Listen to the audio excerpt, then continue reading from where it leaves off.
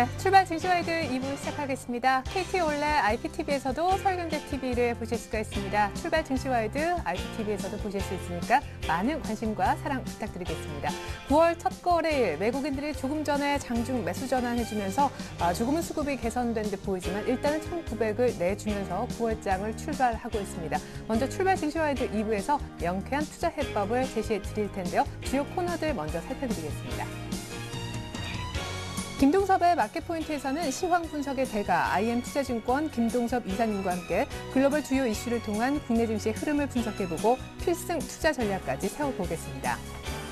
외국인과 기관의 속마음은 무엇일까요? 동상이몽, 수급으로 보는 시장에서는 신한 PWM 압구정센터의 박재민 팀장님과 함께 실시간 주체별 수급 상황을 살펴보고 개인들을 위한 투자 전략까지 제시해드립니다.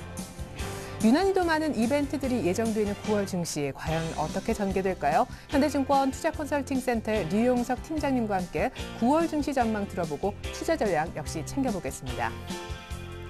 경제의 흐름을 알고 시장을 읽는다. 이슈 정복하기 위해서는 동양증권 양평지점의 김동공 대리님과 함께 9월 예정된 이벤트들 낱낱이 짚어보고 애플과 삼성전자가 일본에서 서로 제기한 8건의 특허 소송 가운데 첫 판결 결과를 살펴보겠습니다.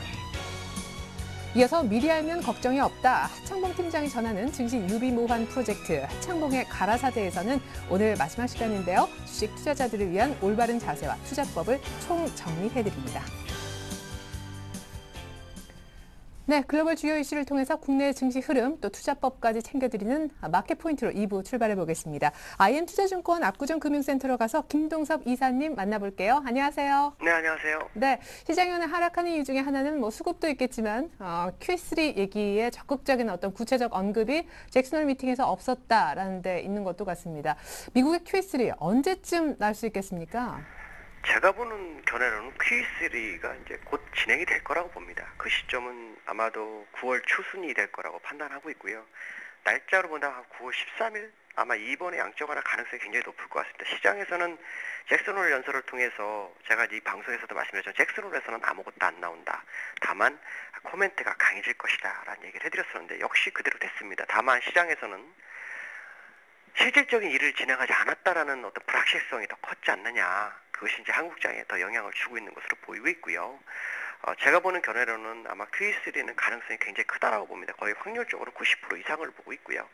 이유로 본다면 일단 미국에서 첫 번째 실업률이 지금 8.2% 정도 되고 있습니다. 8.3% 갔다가 다시 8.1% 갔다가 중간쯤 있죠. 아마도 이번에 있는 9일날 고용지표를 보면서 시장의 방향성이 나올 거다라고 생각하는 투자가들이 상당히 많을 것 같은데요. 제가 볼 때는 9일날 나오는 고용지표는 아무 의미가 없습니다. 9일날 아무리 실업률이 좋게 나온다, 개선돼서 좋게 나온다 할지라도 8% 밑으로 내오기는 어렵다는 얘기죠. 그 얘기는 결국 미국에서 양적 완화를 할 수밖에 없는 재료다라고 보시면 될 것 같고요. 실제로 그 벤버네크 의장뿐만 아니라 샌프란시스코 연방항 총재인 그 윌리엄스 총재도 같은 말을 했는데요. 높은 실업률하고 2% 이하 인플레이션이라면 현재는 그 부양책이 맞다라는 거죠. 그렇기 때문에 일자리 증가를 측정할 수 있는 효과를 낼 수 있을 만큼의 양적화를 해야 되고 그 규모는 거의 6천억 불 이상이 돼야 된다라는 얘기가 나오고 있습니다. 결국 3차 양적화는 틀림없이 진행이 되는데 그것이 지표적으로 고용지표에 대한 부분, 그러니까 실업률에 대한 부분이 가장 중요했다라고 보시면 될 것 같고요. 그 다음에 3차 양적화가 꼭 돼야 되는 이유 중에 하나는 미국이 재정절벽에 있습니다. 재정절벽이라는 건 정부에서 감세가 이제 없어지고 또 그 다음에 지출을 줄여야 된다는 그런 상황이 되거든요. 재정절벽이라는 거 용어 자체가 재정이 절벽에 와 있다는 얘기입니다. 정부가 돈이 없다는 얘기죠. 그러니까 정부가 돈이 있으려면 어떻게 해야 될까요? 결국 국채를 발행을 해야 됩니다. 국채를 발행해서 돈을 땡겨서 지출을 늘리고 그럼으로 인해서 현재의 정부를 유지할 수 있게끔 해야 된다는 거죠. 공화당에서 제시하는 것은 오바마처럼 큰 어떤 정부가 아니라 작은 정부를 하겠다 뭐 이런 얘기를 하고 있는데 그게 좀 어렵죠. 왜냐하면은 만약에 지금 재정절벽 상태를 해결하지 못한다면 실업자들이 더 많이 늘을 것이고 그냥 감세를 해주지 않는다 그러면 결국 세금을 더 증세가 된다는 얘기이기 때문에 국민들로 하여금 어려움으로 더 가속화시킬 수 있는 부분이 있다는 겁니다. 결국 미국에서는 재정절벽이라는 이유로 하나만이라도 지금 사실은 지금 3차 양적완을 해야 된다라는 부분이 있고요. FRB 입장에서도 지금 3차 양적완을 해야 되는 상황이 될지도 모릅니다. 왜 그러냐면 지금까지는 달러가 기축통화가 되면서 미국의 어떤 달러의 움직임을 계속 감축하게 하고 그걸 움직이게 했었는데 지금 공화당 쪽에서는 근본위 제도를 들고 나오고 있죠. 바로 시행하지 않더라도 근본위 제도라는 어떤 상설기구가 생긴다든가 이러면은 결국 FRB 쪽으로는 이때까지 기득권을 다 상실할 수밖에 없습니다. 그러니까 결국 FRB 쪽에서는 움직일 수밖에 없는 거죠. 그렇다면 결국 대선이 11월 6일이라고 계산했을 때 그 전에 움직여야 되는데 11월 달에는 못할 거고요. 10월 달에 하기에는 너무나 보이는 전략이고요. 그렇다면 9월 달에 해야 되는 거죠. 9월 달에 할 수밖에 없는 상황이 됐습니다. 그러니까 9월 달에 한다 그러면 결국 FOMC 회의가 있을 시점인데 그 시점이 13일입니다. 또 중요한 것은 12일 날이 독일에서 ESM이 헌법재판소에서 큰 문제 없이 진행되느냐 안 되느냐를 주는 그런 결과 시점이기도 합니다. 그렇기 때문에 이번 FOMC는 여러 가지로 명분을 쌓고 있고 그로 인해서 3차 양적 완화를 진행할 소지가 굉장히 크다라고 보고 있고요. 그렇다면 시간적으로 본다면 이제 할 수 있는 날은 돌아오는 FOMC 9월 12일과 13일, 12일은 독일 헌법재판소 결과가 있기 때문에 13일일 확률이 굉장히 크다. 그렇다면 지금 누르는 것은 외국인들이 현물을 더 사기 위한 전략일 겁니다. 만약에 그게 맞다면 오늘 외국인들은 결국 현물을 눌러서 나중에 많이 살 확률이 높고요. 오전에 매도였는데 지금 외국인들 매수로 전환하기 시작했죠. 이 얘기는 결국 물량을 더 받기 위한 전략으로 오늘 누르는 거다. 결국 오후장에는 플러스일 확률이 굉장히 높다. 확률적으로 70% 이상이 될 거다라고 생각하시면 될 것 같습니다. 네, 미국의 QE3 실행 날짜가 가장 가능성이 높은 게 9월 13일이라고 하셨고 오늘도 전약 후강 플러스 마감을 예상을 해주셨습니다. 사실 잭슨홀 미팅은 끝이 났고요. 이번 주에 볼만한 주요 변수가 이제 20의 통화정책회의라고들 하는데 드라기 총재의 그 원래 주장대로 사실상 위기국들의 국채 매입을 밀어붙일 수가 있을까요? 독일 중앙은행 총재가 사퇴까지 거론하면서 강력 반발하고 있잖아요, 지금. 독일 분데스방크 총재 옌스 바이트만은 원래부터 반대를 했죠. 예. 그들이 생각하는 것은 이제 독일 국민들이 그만큼 희생을 해야 될 이유가 뭐냐라는 부분이거든요. 근데 나중에 만약에 유로존이 문제가 된다면 그 위기는 결국 독일로 다 갈 겁니다. 독일이 사실 유로존에서 많은 채권을 가지고 있는 나라이기 때문에 그리스가 만약에 문제가 됐을 경우에 그리스로 인해서 도미노 현상이 나타나고 그로 인해서 유로존이 붕괴가 될 걸 예상해서 메르켈 총리가 그리스는 유로존 탈퇴가 불가능하다라는 얘기를 계속했죠. 꼭 잔류해야 된다. 그건 재앙적이다. 그 얘기는 무슨 말이냐면 자기가 돈 빌려준 거 받을 수 없다는 얘기하고 똑같고 그로 인해서 여타국가 이탈리아, 스페인, 남유럽 이런 데다 돈 빌려준 거 하나도 못 받는다는 얘기가 똑같습니다. 그러니까 독일의 분데스방크에서는 원론적인 얘기를 하고 있지만 결국에서는 손을 들어줄 수밖에 없다라는 거죠. 특히 야당 쪽에서 내년에 독일 총선이 있는데 야당 쪽에서는 지금 유럽 번드도 만들어야 되지 돼야 된다라는 얘기까지 하고 있습니다. 그 얘기는 무슨 말이냐면 메르켈 총리로서는 ECB의 역할을 확대해 주는 것도 자기한테는 상관이 없는 상황이 돼버린 겁니다. 야당에서 주장하는 것이 그보다 더 큰 것을 요구하고 있기 때문에 결국 명분을 찾기 위해서 하는 행동일 것이다 라고 봐야 될 것 같고요. 이번에 ECB 통화정책회의에서 무슨 결과가 나올 거라고 예상하겠지만 저는 나오지 않을 거라고 보고 있습니다. 역시 벤버랭키 의장처럼 코멘트를 할 것이다. 그리고 결국 9월 10일 확인하고 작업이 들어올 것이다. 다만 보이지 않게 국채를 매입할 확률이 굉장히 높습니다. 예를 들어서 그리스가 돈을 더 받아내기, 그러니까 트로이카로 통해서 더 많은 구제금을 받기 위해서 지금 굉장히 노력을 하고 있는데 그 사이에 국채가 발행이 성공하고 있죠. 그 얘기는 국채 발행이나 이런 쪽으로 약간의 돈을 풀어주고 있는 게 아마 22일 확률이 굉장히 크다는 얘기죠. 그 얘기는 독일의 분데스방크에서 총재 옌스 바크가 아무리 그러더라도 결국에 와서는 이탈리아 출신 마리오 드라기 입장에서는 행동으로 옮길 것이라는 거죠. 다만 그것이 드러내놓지 않고 움직일 것이고 9월 12일이 지나서 ESM에 문제가 없어지게 된다면 그때부터 아마 움직일 확률이 높다라고 판단한다면 사실 지금의 분데스방크 총재 옌스 바이트만이 총재의 사퇴해서 이거는 다 어떻게 보면 쇼맨십일 확률이 굉장히 높다라고 보시면 될 것 같고요. 만약에 이번이 맞다 그러면 결국 시장은 큰 상승을 할 것이고 가장 중심이 되는 날짜는 9월 12일, 13일부터가 방향성을 줄 것이다. ESM이 문제가 된다면 유로존은 붕괴 일로로 가기 때문에 전 세계는 폭락으로 갈 것이고요. ESM이 통과된다면 유로존뿐만 아니라 미국에서도 경기 부양책이 나올 수 있고 중국에서도 PMI 지수가 안 좋기 때문에 경기 부양책이 같이 나올 수 있습니다. 결국 시장은 하반기에 큰 장을 형성할 확률이 높다고 생각한다면 지금의 저런 어떤 액션은 아무 의미가 없지 않을까라고 보고 있습니다. 네, 그럼 당장 드라기 총재의 입에서도 버냉키 정도의 발언이 나오겠네요. 가능성이 높습니다. 예, 좋습니다. 보이지 않는 국채 매입도 진행 중이다라는 의견까지 잘 들었습니다. 지금까지 IM투자증권 압구정금융센터 김동섭 이사님 분석 들어봤습니다. 이슈 분석 잘 들었습니다. 고맙습니다. 네, 감사합니다. 네, 이어서 오늘의 수급 주체들 지금 어떤 생각으로 사고 팔고 있는지 수급 동향을 조금 짚어보고 싶습니다. 오늘은 신한 PWM 압구정센터로 가서요. 박재민 팀장님 만나보겠습니다. 안녕하세요. 네, 안녕하세요. 네, 외국인들이 다시 사기 시작하네요. 네, 그렇습니다. 사실 근데 외국인이 이제 현물 매수세는 오늘 별로 중요하지 않고요. 오늘 일단 시장이 금요일 미국 시장이 올랐는데 오늘 왜 우리 시장이 떨어지느냐 궁금해 하시는 분들이 많으실 텐데요. 일단은 악화된 베이시스가 결국 주 원인이다 이렇게 말씀을 드리고 시작을 하겠습니다. 금요일 종가 그리고 금요일 전에 목요일 종가에서 백오데이션 마감을 했고요. 금요일 종가상으로도 선물을 밀면서 백오데이션 0.46으로 마감을 했습니다. 결국 프로그램 매도세 오늘 선물이 급등 상승하지 않았으면은 프로그램 매도세가 예고됐었고요. 오늘 프로그램이 벌써 2,000원 가까이 나오고 있습니다. 뭐 8월 달에 사실 들어온 프로그램 그 매수 차익 잔고만 거의 8조 원 가까이 쌓였으니 사실 매도 차익이 안 나올 수가 없는 상황이었다고 지난주 계속 말씀을 드렸고요. 베이시스가 결국엔 악화되는 조짐이 계속 지난주부터 보였습니다. 결국 이 말은 아무리 외국 시장 변동성이 좋아도 우리나라에서 선물 시장에서 외국인이 사지 않는 이상 결국에는 시장이 프로그램 매도 차익에 결국 부담될 수밖에 없는 현상이 발생할 수밖에 없다. 계속 누차 말씀드렸었고요. 수급적으로 지난주부터 꼬이고 있습니다. 오늘 일단 수급을 좀 체크해 보겠습니다. 개인이 1,500억 정도 현물 시장에서 적극적으로 사는 모습 보이고 있고요. 외국인이 말씀하신 대로 139억을 사지만 현물 시장에서 사는 거 그렇게 큰 의미는 없다고 말씀을 드리겠습니다. 다시 한번 기간이 1,780억 물론 프로그램 물량이 오늘 기간에 많이 포함이 되어 있는데요. 어쨌든 기간은 계속 파는 모습을 보이고 있습니다. 코스닥 시장 개인과 외국인이 53억 34억 각각 사고 있고요. 기간이 88억 팔고 있습니다.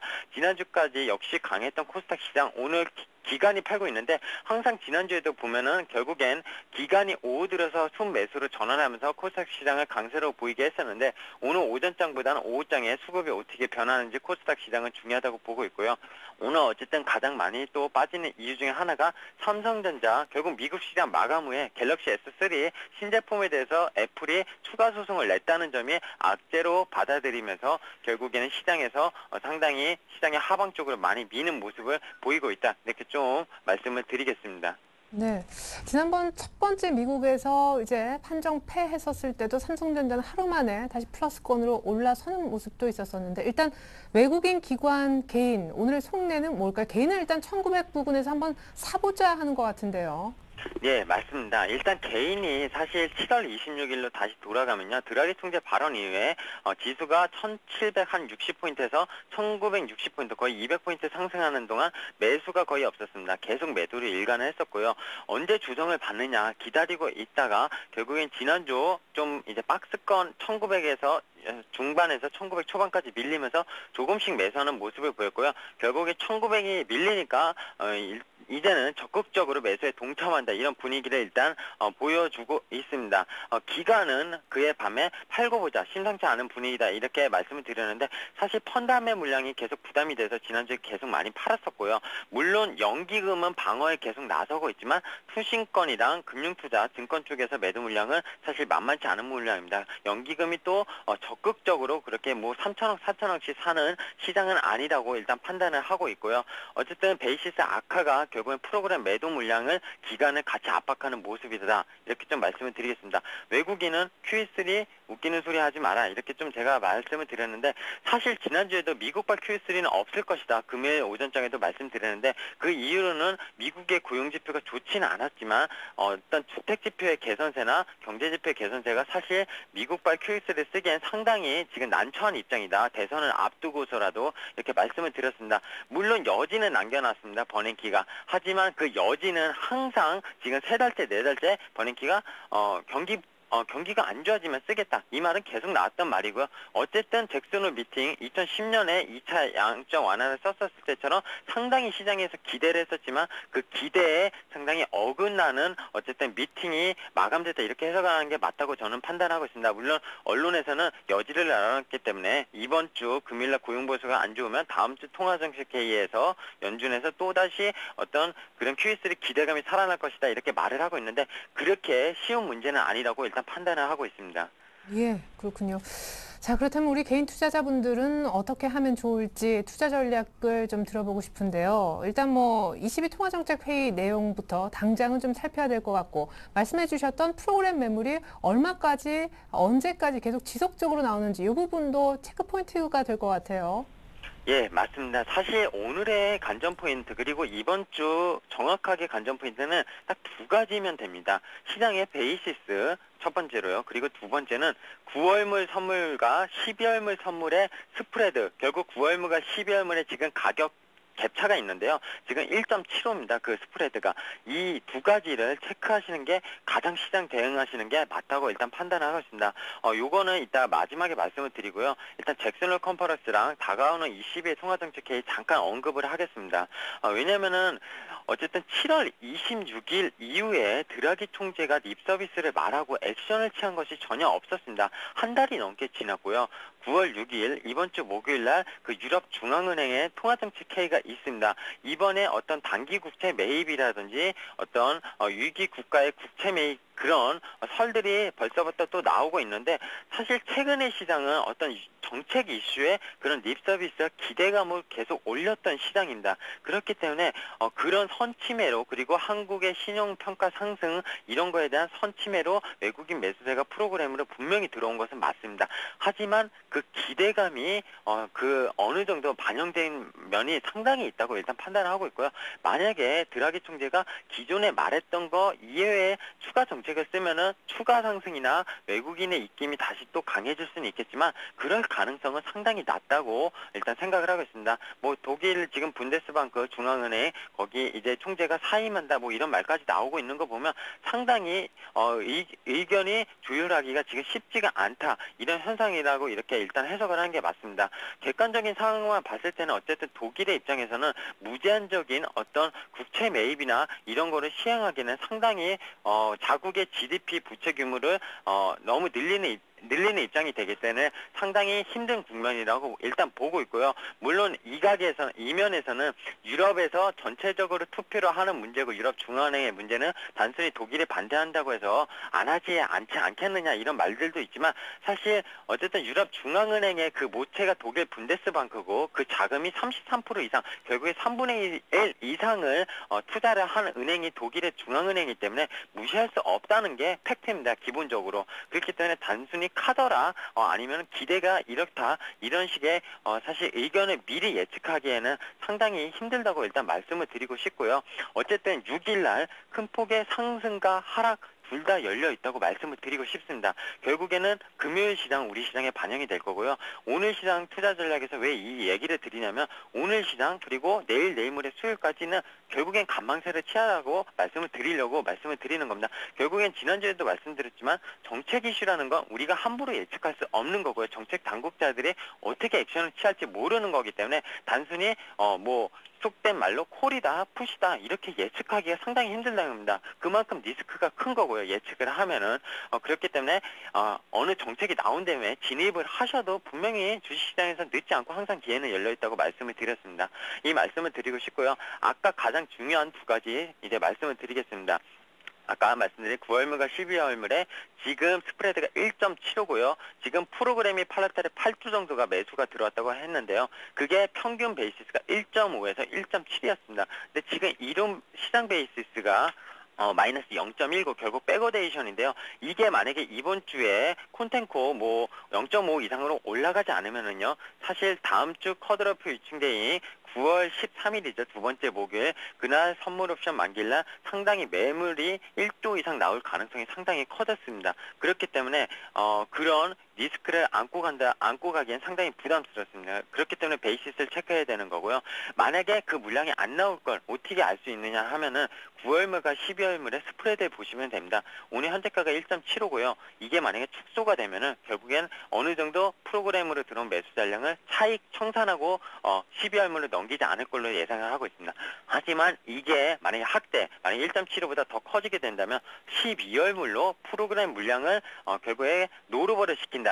노루버라는 거 9월물에 대해서 선물 매도를 쳐놨어도 12월물로 그냥 노루버를 시킨다는 의미인데요. 그렇게 되면은 상당히 프로그램이 청산이 안 나오게 되고 12월물의 어떤 배당 결산까지 가져갈 수 있는 물량이 되기 때문에 증시가 하방 경직성을 더 지킬 수가 있게 됩니다.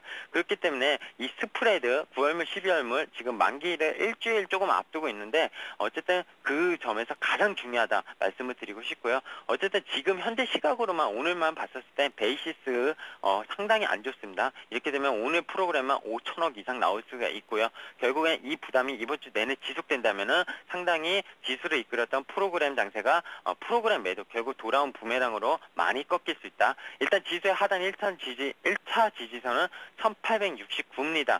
60일 이평선이고 드라기 총재가 말한 이후에 올라온 지지선이기 때문에 강력 지지선이 될 겁니다. 그 지지선이 깨지느냐 안 깨지느냐는 결국 이번 주 9월 6일 유럽 중앙은행 통화정책 회의에 달려있다. 결국 대응은 그거 보시고 하셔라. 이렇게 말씀을 마지막으로 드리겠습니다. 네, 정책 이벤트 예측은 금물 확인 후 대응 관망하라는 의견이었습니다. 지금까지 아주 재미있게 수급 분석해 주신 분은요. 신한 PWM 압구정센터 박재민 팀장님이셨습니다. 고맙습니다. 네, 감사합니다.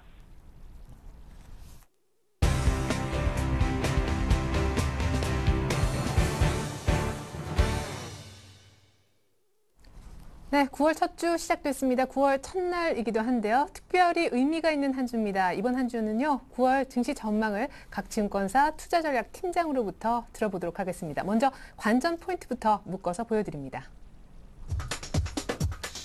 네, 먼저 현대증권의 류용석 팀장님은요. 외국인의 매수세 유입이 관전 포인트다. 22 드라기 총재 액션과 구리 가격도 잘 보자 하셨습니다. 글로벌 매크로 지표, 경제 지표들 챙기자라는 의견도 있었고요. 한양증권의 김지영 팀장님은요. 역시 외국인들이 얼마나 사는지 매수 강도와 코스닥의 추가 레벨업이 얼마나 되는지도 한번 지켜보자고 하셨습니다. 이어서 대신증권으로 가보면요. 오승훈 팀장님은 유럽의 새로운 국채 매입 프로그램의 재개 여부 그리고 역시 미국의 부양책 나오는지 김영렬 팀장님은 정책 당국의 기대와 실망 그리고 부양책이 아마 시행된다면 연말이나 내년 초 정도라고 예상을 해주셨고요. 일시적인 안전자산 선호가 확대되는지 여부도 역시 체크사항이라고 하셨습니다. 이어서 9월 유망 업종과 종목까지 챙깁니다. 역시 순서대로 보겠습니다. 현대증권의 류영석 팀장님은 기관이 사주는 코스닥 IT 부품주 그리고 중국 소비 관련주 김정 팀장님도 중국 소비 관련주 겹치네요. 역시 IT 좋게 보시고 그 외에 운수장비와 소재, 조선은행 조금 폭넓게 다양한 스펙트럼의 포트를 짜고 계십니다. 대신증권으로 가보면요. 오승훈 팀장님은 IT와 자동차 정도만 집중해서 보자고 얘기하고 계시고요. 교보증권의 김영년 팀장님은 조금 독특하시네요. 왜냐하면 아까 부양책이 나온다 해도 연말이나 연초라고 예상하셔서인지 몰라도 전통적인 방어주, 저베타주, 그러니까 경기 민감주가 아닌 쪽 통신과 미디어, 유틸리티를 9월에 집중적으로 살펴보자고 의견 주셨습니다. 네, 이렇게 네 분의 의견 대했는데 오늘은 특별히 현대증권 투자전략 팀장님이신 우리 류용석 팀장님 연결해서 상세한 9월 증시 전략 한번 짜보겠습니다. 류용석 팀장님 안녕하세요. 오래간만입니다. 네, 안녕하십니까. 네. 자, 9월 주요 이벤트 어떤 걸로 보고 계신지 아까 세 가지 짚어주시는 것 같던데 최상과 최악의 시나리오 모두를 상정하고 계시다고요. 예, 9월 증시에서 지수를 결정할 수 있는 거는 크게 세 가지 정도로 압축해서 주가 방향성을 좀 얘기할 수 있을 것 같습니다. 뭐 시장에서 아시는 것처럼 첫 번째 다가온 것은 9월 6일 날 22 통화정책회의, 금융정책회의에서 어떤 결과가 나오냐가 제일 중요하고요. 또 하나 이 22와 관련해서는 9월 12일 날 예정되어 있는 독일 헌법재판소에서의 결과 그리고 그 이후에 독일의 행보 이렇게 좀 첫 번째 관건으로 볼 수 있고요. 두 번째는 어제도 잭슨을 컨퍼런스에서 버냉키 연준 의장이 얘기했지만 9월 12일 날 FOMC에서 QE3가 과연 가능한지 여부, 그리고 아니면 추가적인 시기에 대해서 어느 정도 4분기 어느 때쯤인지를 예상할 수 있는지가 두 번째 포인트가 되겠고요. 세 번째, 이런 두 가지 결과를 놓고 보더라도 아무래도 미국, 유럽, 중국의 최근에 나타날 수 있는 매크로 지표의 방향성, 이 세 가지가 이번 9월달 지수 결정 요인인데요. 먼저 최상위 결과를 예상할 수 있는 부분은 아마 ECB에서 조건 없는 채권 매입에 대한 결의이고요. 두 번째, 헌법재판소에서는 합헌 결정이라고 볼 수 있습니다. 뭐 예상한 거는 조금 기대치가 빠르겠지만 9월 12일 FOMC에서 QE3가 찬항이 되고 제조업 경기지수, 글로벌 제조업지수가 상승한다면 지수는 2150으로 향해서 갈 수 있는데요. 현재는 이 가능성은 좀 매우 낮다 이렇게 보여집니다. 최악의 경우도 한번 상당할 수 있는데요. 그러니까 9월 6일 당장 드라기 ECB 총재가 말뿐으로 어떤 정책을 시행하지 못하고 독일의 태클에 걸려서 정책이 유보되는 경우입니다. 그리고 매크로 지표는 오늘 중국 지표도 발표됐지만 나빠지는 경우, 지금 미국도 다시 매크로 지표 나빠지는 경우고요. 9월 12, 3일 날 역시 FOMC에서 QE3는 연기되는 경우입니다. 이런 경우에는 아마 매크로 악화를 좀 반영해서 또 드라기 총재의 로 인해서 상승했던 부분이 반납되면서 아마 지수는 다시 1800대 초반으로 또는 700대 후반으로 갈 가능성도 염두에 두고 있습니다. 하지만 이것 또한 그동안 내기로 봐서는 가장 비관적인 시나리오인데요. 이거 말고 가장 최선이고 현 시점에서 가장 적절한 조합적인 형태는 ECB에서 조건부로 S&P 즉 채권 매입을 하고요. 독일은 당연히 합헌 판정을 내리는 결과를 전제로 하는 겁니다. QE3는 약화되지만 시기는 4분기 중이라는 확신이 서게 되면 매크로 방향성만 우상향하는 쪽으로 간다면 지수는 아마 1880 정도가 저점이고요. 높게는 2000선 초반까지도 상승할 수 있다 이렇게 보는데요. 현실적으로 저희가 그래서 가정할 수 있는 부분은 중국 매크로가 이번에 계절적 성수기인데도 불구하고 50을 상회하지 못한 그 흐름을 반영해서 적절한 정도의 변수는 1850, 60에서 1980 정도가 아마 9월달 상장할 수 있는 지수 밴드로 보여집니다. 예. 그렇군요. 9월 달 지수 밴드까지 얘기를 좀 들어봤는데, 이제 이벤트도 앞서서 소개해 주시지 않았습니까? 그런 이벤트들을 모두 반영을 했을 때, 우리 주식 투자자분들이 이것만 봐라, 관전 포인트를 조금 요약해 주신다면요? 예, 앞서도 어떤 분이 말씀하시기를 지금 9월 6일 날이 또 공교롭게 옵션 만기가 좀 있는 달이기도 합니다. 그래서 네. 아마 지금도 베이시스가 지금 0.0 정도로 왔다 갔다 하기 때문에 실제적으로 이제 프로그램 매수가 청산되는 과정이라고 볼 수 있는데요.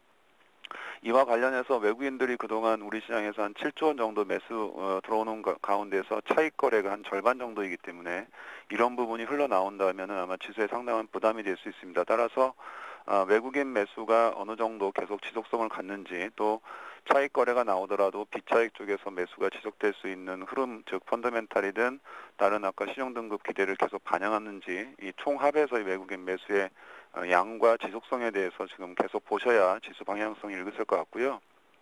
두 번째는 이제 드라기 총재가 과연 약속한 대로 실제적인 구체적인 액션으로 보여줄 수 있느냐가 제일 중요합니다. 이를 좀 가늠할 수 있는 건 역시 유로화 환율의 변동이라고 볼 수 있습니다. 즉 달러에 대해서 유로가 어느 정도 강세를 지속하는지 여부가 드라기 총재가 약속했던 것을 보여줬냐를 드러낼 수 있기 때문에 환율 변동률, 즉 특히 유로화 변동률을 좀 체크를 지속하셔야지 방향성을 읽을 수 있을 것 같고요.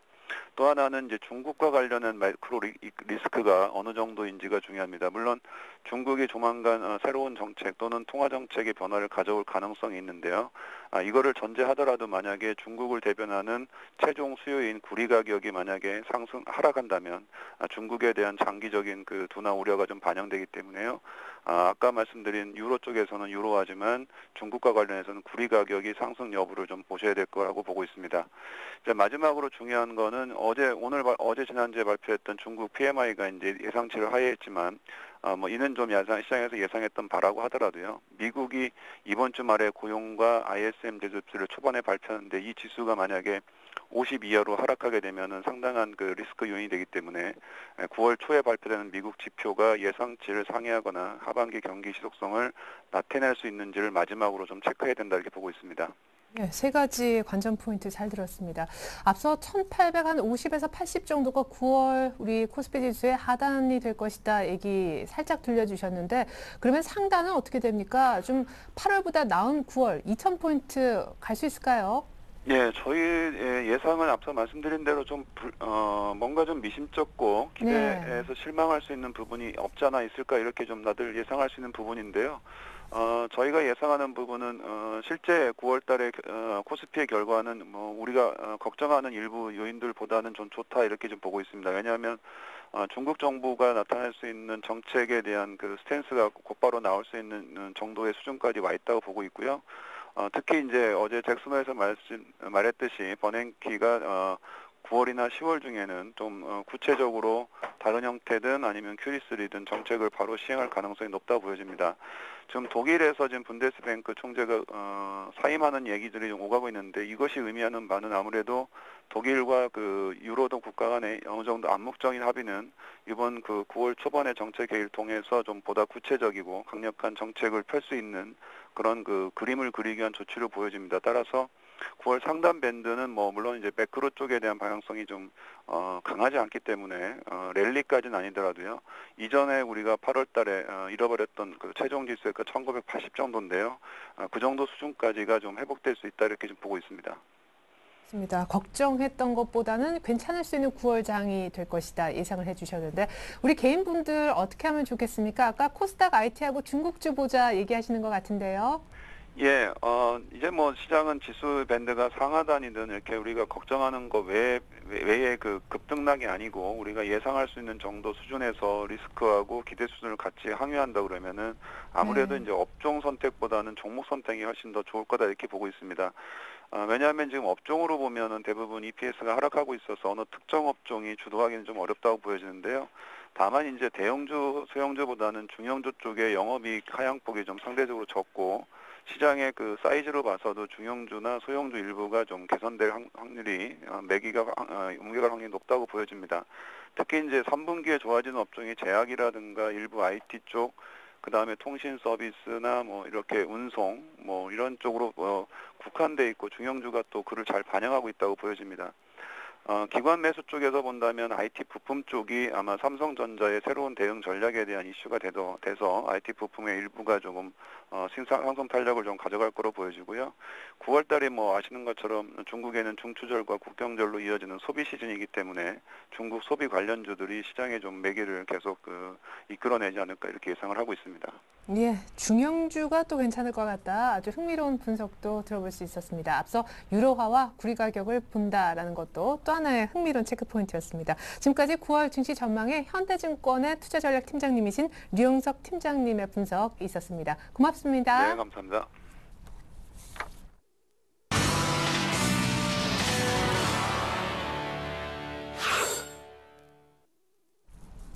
네, 이제는 중국 증시의 출발 상황을 조금 들어보도록 하겠습니다. 리딩 투자증권의 우성재 팀장님 만나겠습니다. 안녕하세요. 예, 안녕하세요. 네, PMI 지표가 나온 것 같은데 중국 증시 출발 상황 전해주시죠.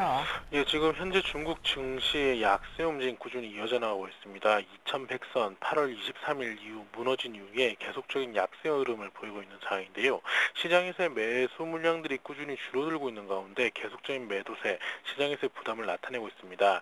특히 중국의 경제 지표들 안 좋은 모습을 보이고 있는데요. 8월 PMI 10개월 내 최저치에 달하는 모습을 보이면서 시장에서의 부담감이 더욱더 확대됐습니다. 지금 국가통계국에서 1일 발표한 8월의 구매 담당 지수는 49.2로 7월에 50.1에서 하락세를 나타내고 있는 상황입니다. 결국 지난해 11월 이후 가장 낮은 수준을 나타냈었는데요. 최근 경기의 개선과 악화의 분기점에는 50을 밑돌았던 만큼 시장에서의 부담감은 더욱더 확대되고 있는 상황입니다. 결국 PMI가 50으로 감소할 것으로 예상을 했지만 시장 예상보다 더 큰 폭으로 하락하는 모습을 보이면서 세계 경제 위축 국면에서 중국 경제도 뚜렷한 둔화세를 나타내고 있다는 언급이 나오고 있습니다. 결국 중국 당국이 경기 부양을 위한 새로운 추가 정책을 내놓을 것이란 기대감이 좀 많이 커지고 있는 상황인데요. 지금 이와 함께 생산자 지수가 전월 51.8에서 50.9로 떨어지는 모습을 보이면서 계속적인 이러한 경제 지표들의 악화 속에서 중국의 새로운 경기 부양에 대한 기대감은 좀 나타나고 있다고 보시면 좋을 것 같습니다. 지금 USB에서는 지금 8월에 신규 대출금이 6천억 위안을 달할 것이라는 전망을 내놨었는데요. 지금 지난 7월부터 지방 정부들이 투자를 확대하면서 경제 성장을 위해 움직임을 꾸준히 보였었습니다. 인민은행이 지준율을 인하하기보다는 채권을 사들이면서 자금의 유동성을 증가시키고 있었는데 아직까지 지방정부에 대한 은행들의 대출 부분이 계속적으로 규제가 큰 만큼 이러한 부분을 회복하기 위한 새로운 신규 대출 정책 또한 나올 것이란 기대감은 좀 커지고 있는 상황입니다. 지금 개인들의 매도 물량들이 꾸준히 나오고 있는 가운데 반대로 기관들의 매수에는 꾸준히 이어져 나가고 있는 상황인데요. 지금 중국 국가외환관리국에서 8월 중에 QFII, 즉 적격 외국인 기관 투자자의 투자 한도를 13억 3,500만 달러로 신규 승인하는 모습을 보였습니다. 이에 따라 누적 QFII 승인액이 298억 6,800만 달러로 계속적으로 자금이 확대되고 있는 상황인데요. 지금 외국계 기관들의 움직임을 보았을 경우 내년부터 증시가 강한 상승세로 전환되고 2014년도에 회복장으로 하락장으로 이어져 나갈 것이라는 기대감을 내놓으면서 장기적인 관점에서 투자를 이어져 나가고 있는 상황입니다. 하지만 개인들의 투자가 지금 주체가 좀 뚜렷하지 못한 모습을 보이고 있는 가운데 증시의 부담을 좀 나타내고 있는 상황인데요. 결국 2100선이 무너지면서 심리적인 지지라인의 붕괴 속에서 지수의 하락세를 주도하고 있다고 보시면 좋을 것 같습니다. 결국 지금 글로벌 양적 완화 기대감에 따른 시장에서의 하방 경직성에 대한 이야기도 나오고 있지만 시장에서의 불안감이 나오고 있는 가운데 2100선 언제쯤 돌파할 수 있을지 여부 확인하시면서 접근하셔야겠습니다. 네, 지표는 계속 안 나오고 부양책도 안 나오고 2100을 잃어버린 중국 증시 언제 다시 2100이 되찾아질지 궁금합니다. 지금까지 중국 증시 출발 상황 분석의 리딩 투자증권 우성재 팀장님이셨습니다. 고맙습니다. 네, 고맙습니다.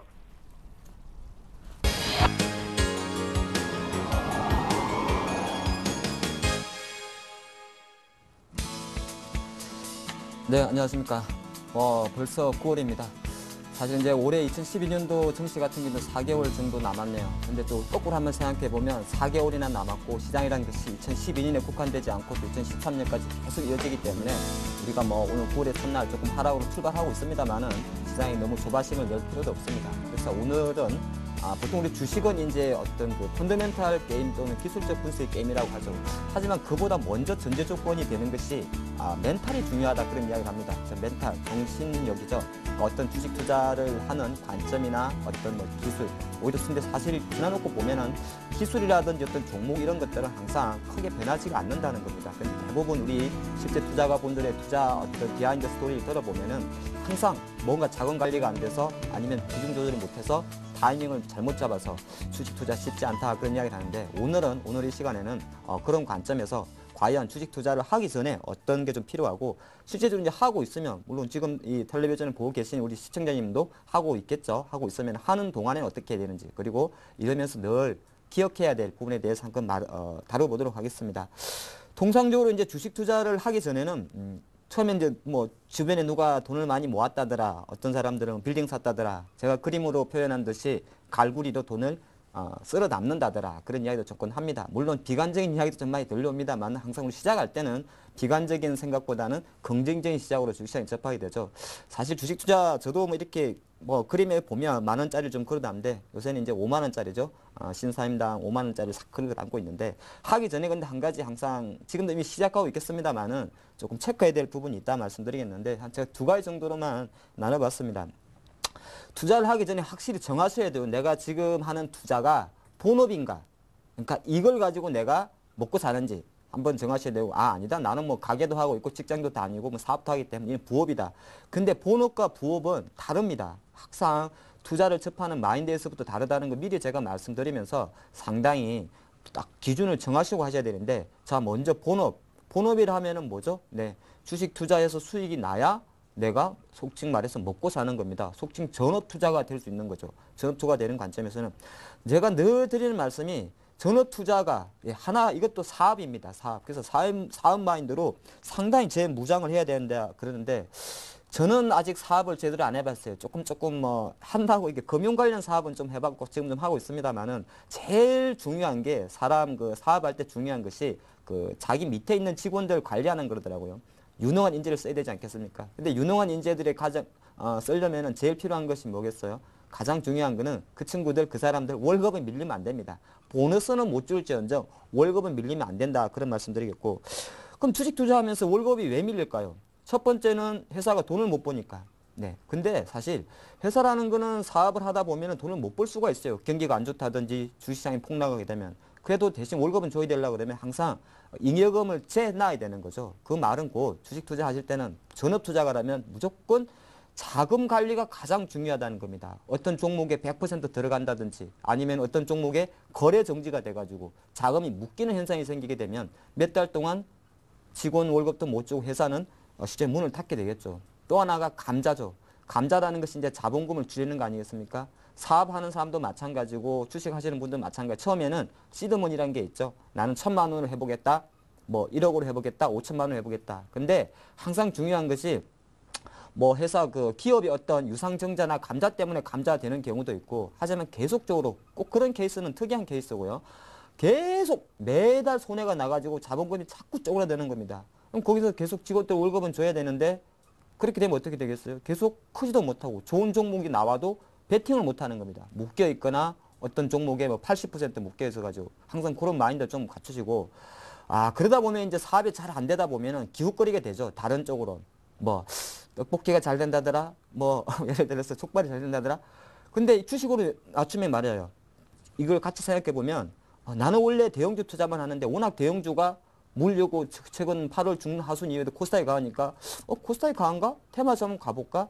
그런데 중요한 거는요. 남들이 번다고 다 버는 게 아니라는 겁니다. 주식 투자 마찬가지입니다. 자기가 어떤 신규 투자 상품 그게 주식이 됐든 파생이 됐든 그렇게 크게 볼 수도 있고 주식 내에서도 만약에 본인만의 투자 스타일이 있어요. 나는 급등주, 뭐 테마주, 대형주 이렇게 하는데 새로운 데를 런칭할 때는 오히려 신규 사업 원래 들어올 때보다 더 많은 숙고 과정을 거쳐야 된다. 이렇게 말씀드립니다. 그래서 본업, 전업 투자가는 다른 것보다 저는 늘 강조하는 것이 사업 마인드로 무장하면서 투자를 해야 된다는 것이 가장 중요합니다. 이 부분 계속 좀 다른 어떤 부차적인 설명보다도 제일 중요합니다. 내가 기업의 오너라 하시고요. 최소한 직원들 월급을 밀리지 않겠다는 마인드로 투자하시면은 오히려 성과 나오지 않을까 보겠고요.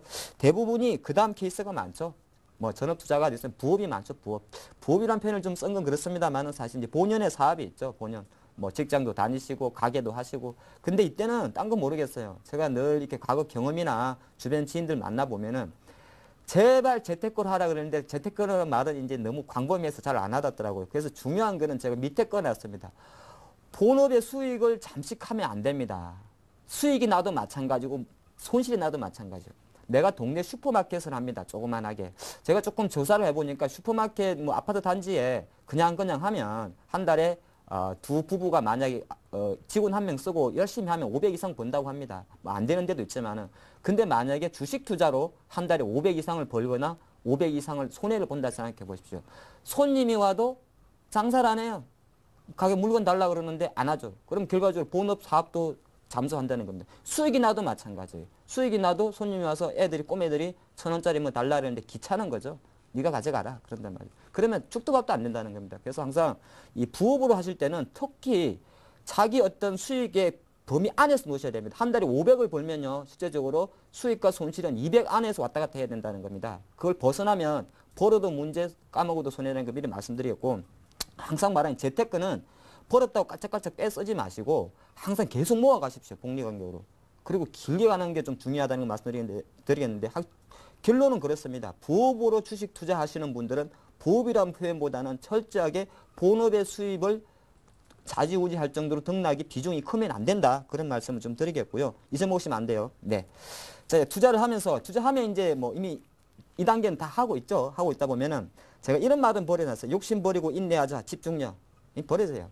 이 주식이 집중하고 공부한다 다 되면 다 하겠죠. 몇 가지만 말씀드리겠습니다. 제가 이런 말씀 드리고 싶어요. 많이 좀 듣고요. 많이 읽고 많이 생각을 하십시오. 간단하게 주식한다고 경제TV만 보지 마세요. 사회도 보고 드라마도 보세요. 제가 가끔 내수주 많이 추천하지 않습니까? 저는 드라마 처음 나오면 PD가 누군지 감독이 누군지 뭐 최근에 그 도둑꾼 같은 미디어플렉스 같은 경우는 과연 그 감독의 전작이 뭔지 다 계산하고 들어갑니다. 그래서 주식이라는 것이 단순하게 스마트폰, 철강, 자동차에 국한되지 않습니다. 2,000개 이상이 넘는 주식은 우리가 갖고 있는 복합 예술이기 때문에 실제적으로 많이 보십시오. 그리고 또 하나가 마트에 가서요.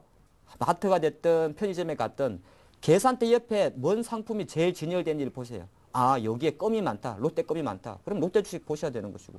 무슨 말 아시겠죠? 예전처럼 비타 500이 쫙 있을 때는 광동제약이 주가 날려갔지 않습니까? 주식 투자를 너무 단순하게 차트나 정보에만 의존하지 마시고 제가 마지막으로 강조하실 분은 주식 투자하는 거를 자랑스럽게 생각하십시오. 저는 사실 또 지금도 주식은 사랑해야 된다 생각합니다. 하다 보니까 이제 싫어하고 주식 투자하면 망한다더라 그런 얘기를 하는데, 사실 주식 투자에 대해서는 우리가 마음을 곱게 긍정적으로 먹으면 투자도 잘 된다는 겁니다. 그래서 조금 투자를 하는 동안에는 너무 짧게 보지 마시고, 항상 주변에 지하철을 탈 때 사람들이 제일 많이 하는지 스마트폰을 한다? 아, 그러면 스마트폰이 잘 가는구나.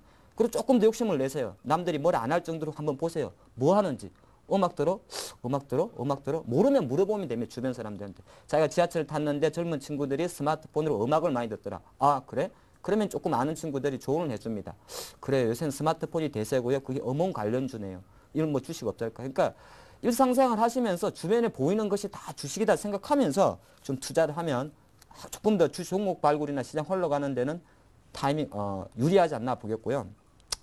쉬운 내용이죠. 하지만 기억하셔야 됩니다.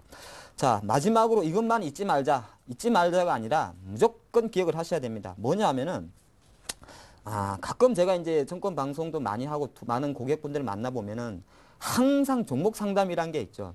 살 때는 자기가 사놓고 나중에 남한테 물어봅니다. 근데 또 거꾸로 한번 생각해 보시면, 모르니까 샀다고도 할 수 있어요. 주변에 이제 추천했겠죠. 근데 투자 종목은요, 사실은 자신이 판단하셔야 됩니다. 그래서 사실 주식 상담이라는 코너가 있으면 안 돼요. 제가 생각할 때 사기는 자기 샀는 남 이야기 들으면, 자, 상담해 주는 사람 어떤 사람이겠어요? 판 종목, 상승 종목에 대해서는 긍정적 멘트, 하락 종목에 대해서는 부정적이네요. 종목 교체하세요. 당연합니다. 그래서 항상 주식 투자하실 때는 믿지 말라는 소리가 아니라 항상 자신의 판단이 해야, 투자가 만약에 타인의 조언이 있더라도 그 전에 먼저 들어간다면 사기 전에 물어보세요. 사기 전에. 이런 주식이 있는데, 내가 이런 주식 관심이 있는데 이거 어떨 것 같아? 그게 주변 사람이든 아니면 증권방송 매체든 항상 그렇게 하셔야 됩니다. 항상 사고 나면 일단 엔터 딱 치는 순간 이미 그거는 우리 투자가님의 모든 판단에 맡기셔야 돼요. 실제적으로 그렇게 해야만이 나중에 액션을 취할 수 있다는 걸 말씀드리겠고, 딱 샀다 그러면 말도 하지 마세요. 오르든 내리든. 제가 늘 드린 말씀인데, 올라도 말하지 말고 내려도 말하지 마세요. 왜 그런지 아세요? 이 말만 한번 좀 강조해 드릴까요? 상승하게 되면은 주변에서 부축입니다. 오, 잘 샀네. 그러면 판단이 흐려지고요. 하락하게 되면은 그 사람이 좀 손해보고 있기 때문에 어떤 좋은 종목이 있어도 덥석 그 사람한테 추천을 못 합니다.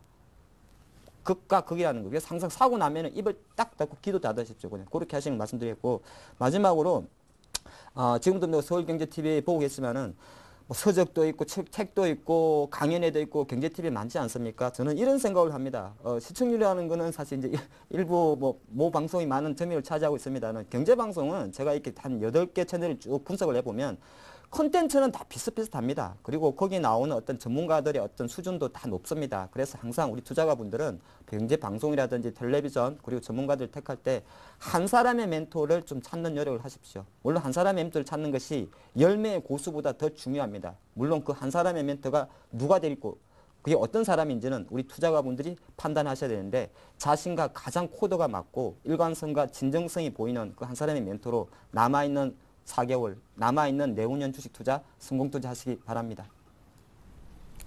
네, 우리 열정적인 멘토님 하창봉 팀장님의 아주 깨알같은 주식 투자 팁 들어보았습니다. 자, 코스피가 지금 10시 46분 현재 1900을 되찾고 있습니다. 수급 공백에 버닝키 효과까지 없으면서 많이 밀렸었는데, 오늘 잘하면 막판에 플러스까지도 기대해봐도 좋을 것 같습니다. 잠시 11시부터는요, 베스트 종목 상담이 마련이 되어 있습니다. 무료 문자나 전화 아래쪽에 번호로 주시면 여러분들 종목에 대한 상담 자세하게 받아보실 수가 있습니다. 또 한 가지, 출발 증시와이드 블로그가 얼마 전에 탄생했습니다. 탄생 관련해서 저희가 이벤트도 진행하고 있고요. 무엇보다 주식 관련 자료들이 풍부하게 업로드 돼 있으니까 적극적으로 활용해 보시면 좋겠습니다. 이번 주 출발 증시와이드 제가 함께 하는데요. 저는 내일 다시 오겠습니다. 고맙습니다.